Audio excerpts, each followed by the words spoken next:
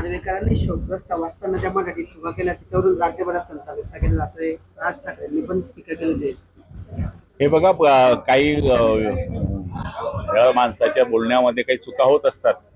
याचा अर्थ असा होत नाही की राहुल नार्वेकरांकडनं कधी चूक झाली की बुद्धी पुरस्कार झाली असं म्हणणं उचित नाही आहे.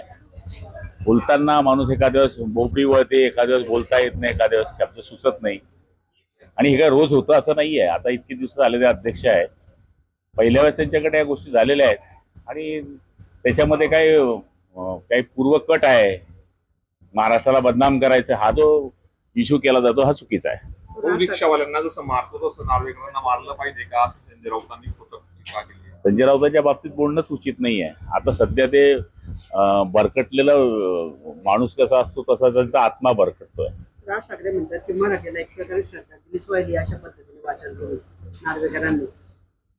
हे बघा, मी आता तेच सांगितलंय तुम्हाला, बोलताना माणसाने कधीतरी चूक होऊ शकते. आता आम्ही कधी कधी व्यासपीठावर आमच्याकडनं एखाद्या शब्द चुकतो, त्याचा अर्थ असा होत नाही की कोणत्या भाषेचा अपमान करावा.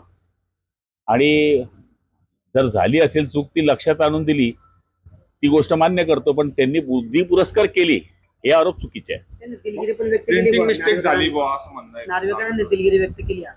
आता त्यांनी दिलगिरी व्यक्त केल्यानंतर या विषयावर पडदा पडला पाहिजे. हो, एक शेवटचा प्रश्न आहे. शिवसेना खासदार फुटीच्या घडामोडीनंतर ठाकरेंच्या शिवसेना लोकसभा अध्यक्षांनी आज भेट दिलेली. प्रोसेस आहे. एक प्रकारे कोणताही गट ज्यावेळेस स्थापन होतो, तो स्थापन झाल्यानंतर अध्यक्षांना वाटलं असेल त्यांना बोलवायचं तर बोलवलं असेल. प्रोसेस आहे ती. काय होऊ शकतं वाटतं? काय होणार आहे? गटाला मान्यता अध्यक्षांनीच दिलेली आहे. ठाकरेंच्या सेनेला बोलवलं जातंय बघून तिथे लोकसभा अध्यक्षांनी ठाकरेंना बोलवलेलं आहे. बोलू द्या ना. अहो, कायद्याच्या बाहेर तर कोणीच जात नाही ना. शेवटी कायदा आहे, घटना आहे, घटनेच्या आधारावर सगळ्या गोष्टी होतात. खूप शिंदे साहेब सुद्धा येऊ शकले नाही म्हणून आपण या ठिकाणी पाठवलेले आहे. त्यांनी त्यांच्या आईच्या पिक्चर या ठिकाणी चांदीचा दर देखील दिलेला आहे. आदरणीय शिंदे साहेबांनी मागच्या वेळेस शब्द दिला होता ज्यावेळेस मुक्ताईला आले होते आणि त्यांचा खूप विश्वास या ठिकाणी मुक्ताईवर आहे. त्यावेळेस त्यांनी सांगितलं होतं की मी या ठिकाणी चांदीचा रथ देईल आणि आज त्यांनी जवळपास 1 करोड रुपयाचा चांदीचा रथ मुक्ताईला दिलेला आहे.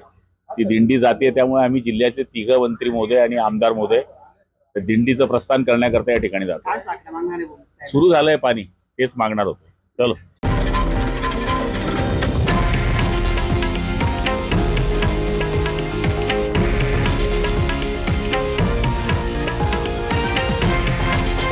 हे आहे देशातील नंबर 1 न्यूज नेटवर्क आणि आपण पाहत आहात TV9 मराठी, एकमेव.